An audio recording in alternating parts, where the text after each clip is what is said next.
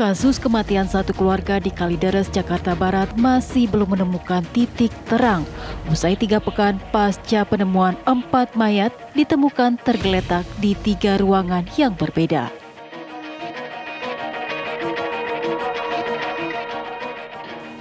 Baru-baru ini Polda Metro Jaya akan mengungkap hasil akhir penyebab tewasnya satu keluarga di Kalideres, Jakarta Barat pada pekan depan. Menurut Direktur Reserse Kriminal Umum Polda Metro Jaya, Kombes Pol Hengki Haryadi, dalam pekan depan pihaknya akan menuntaskan kasus yang sudah berlangsung 3 pekan itu. Lantaran saat ini pihaknya masih menunggu hasil akhir pemeriksaan forensik yang dilakukan tim gabungan kedokteran forensik. Pemeriksaan itu guna mencari sebab pasti mengenai kematian misterius 4 anggota keluarga di sebuah perumahan di Kalideres. Sebelumnya, polisi juga mengungkapkan kecil kemungkinan jika keempat orang yang tewas itu akibat adanya tindak pidana dari hasil olah TKP. Polisi tidak menemukan adanya tanda-tanda orang lain yang masuk ke dalam rumah tersebut. Selain itu, dari hasil penyelidikan sementara ditemukan sejumlah benda berupa buku-buku lintas agama serta mantra dan kemenyan di dalam rumah tersebut.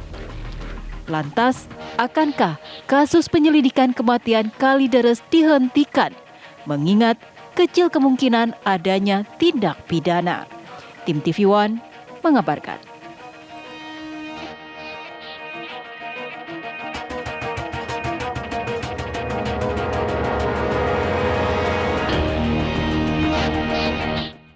Jadi memang kasus ini memang sudah cukup lama ya pemirsa ya, tapi belum ada titik terang sebenarnya apa sih yang menyebabkan satu keluarga tersebut tewas, sehingga kemudian sudah mulai ada nih arahannya. Bisa diduga bahwa ini tidak ada unsur pidana dalam peristiwa ini karena semuanya meninggal dunia dan bisa jadi ini mengarah kepada bunuh diri. Tapi publik masih penasaran pemirsa agar polisi bisa mengungkap terang benderang kasus ini karena ini memang juga sudah viral. Begitu unik kasusnya, satu keluarga ditemukan meninggal dunia dalam keadaan tubuh tidak mendapatkan asupan makanan. Itu yang akan saya bahas di Apa Kabar Indonesia malam hari ini. Kudri, selamat malam. Assalamualaikum, sudah hadir di sini, bahkan juga Mas Reza Indragiri. Sebelum saya ke pakar hukum pidana kita Pak Kudri, mungkin saya ke Mas Reza. Mas Reza, sebenarnya kalau dalam ilmu psikologi forensik, ketika ada sekelompok orang, taruhlah satu keluarga memutuskan untuk bunuh diri, relasinya seperti apa? Apakah semuanya setuju, tapi apakah ada satu aktor yang membuat seluruh keluarga atau kelompok tersebut memang mau dan setuju untuk bunuh diri? Jangan-jangan ada yang terpaksa ini. Jangan-jangan memang ada yang tidak suka rela. Ini seperti apa? Mundur satu langkah. S3. Di dalam psikologi forensik, penyebab kematian manusia itu bisa dijelaskan lewat NASH.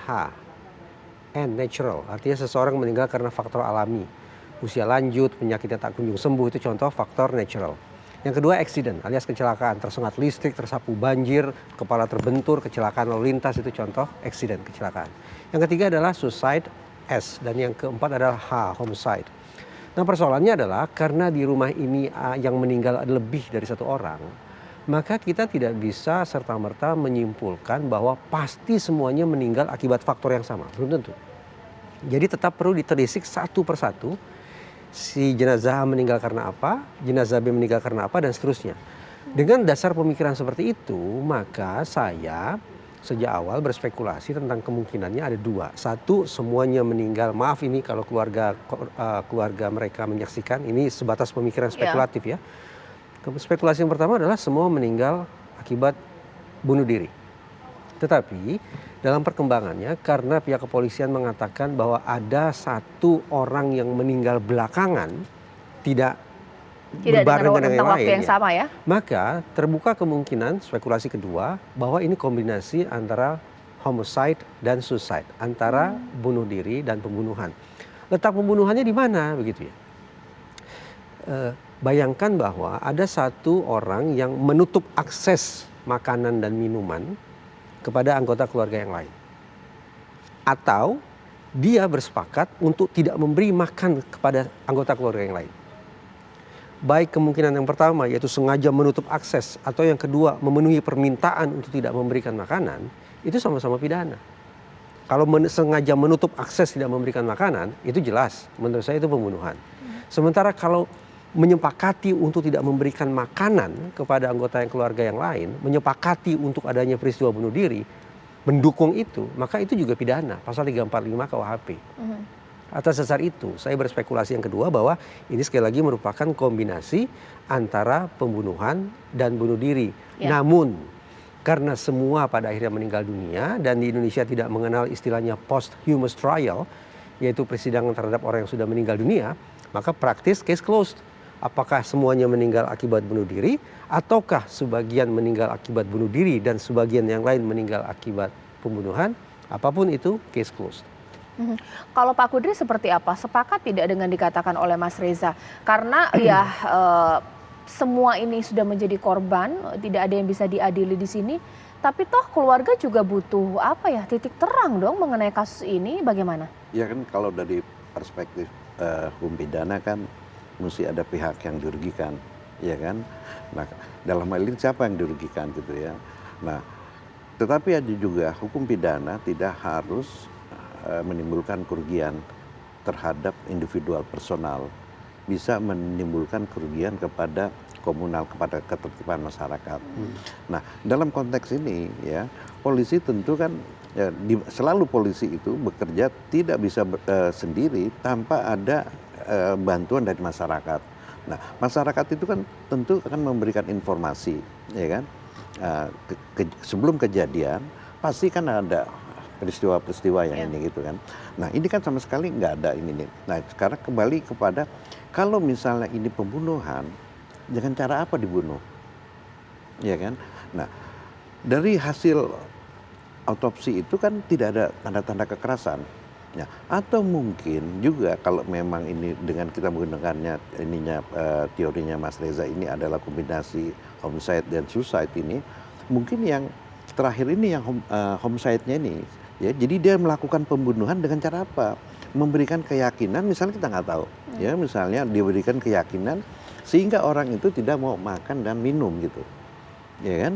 Nah itu bisa keyakinan. Nah terakhirnya mungkin karena dia adalah sebagai intelektual dadernya, ya karena dia yang begini, akhirnya dia juga mungkin akhirnya mengikuti keyakinan itu ya. Nah, saya kira kemungkinan itu aja bisa terjadi. Nah, sekarang kita menelusuri apa yang terjadi. Ya, di dalam hukum acara pidana itu ada bukti yang diam dan bukti yang konvensional ya kita tahu. Bukti diam itu kan TKP, ya kan? Body atau jasadnya itu sendiri juga bukti. Nah, kalau misalnya semua bilang tidak ada menyatakan bahwa ada, katakanlah karena ini criminal science investigation ya berdasarkan ahli, tidak ada pembunuhan, ini memang bukannya tindak pidana, bukan tidak adalah tindak pidana yang nggak bisa terungkap. Ini dark number gitu loh. Nah tapi kan orang bergeser bahwa kalau nggak ini apakah kemungkinan ini ada aliran kepercayaan. Nah dalam hal ini saya kira pihak kejaksaan harus ngambil perhatian, karena ini menurut undang-undang tugasnya kejaksaan untuk melakukan pengawasan terhadap aliran kepercayaan, ya itu menurut undang-undang kejaksaan itu. Nah jadi saya kira supaya ini masyarakat menjadi jelas dan tenang, ya saya kira pihak kejaksaan juga harus memberikan pendapat apakah memang ada aliran yang apokaliptik ini sudah ada di Indonesia, apakah apakah di sini ada komunitasnya, atau mungkin karena sekarang dunia udah maju, mereka berkomunikasi tidak secara fisikal gitu, iya kan, secara dunia maya juga bisa. Nah, jadi kembali kepada pidana, bukan berarti ini bukan tindak pidana, bisa jadi ini tindak pidana, tetapi tidak bisa diungkapkan. Saya kira begitu, Mbak Caca. Oke, mungkin sekarang saya ke Mas Reza. Kalau dari analisis Mas Reza, atau mungkin juga bisa berkaca dengan peristiwa bunuh diri yang terjadi di luar negeri, hal ini sebenarnya unik, pernah terjadi sebelumnya atau memang ini beda sendiri? Karena peristiwa bunuh diri tapi sebelumnya ada aset yang mau digadaikan, ada barang-barang yang mau dijual. ada peruntukannya itu untuk apa ini? Apa yang mendasari harus ada penjualan barang-barang tertentu sebelum mereka bunuh diri? Sesaat lagi di Apa Kabar Indonesia Malam.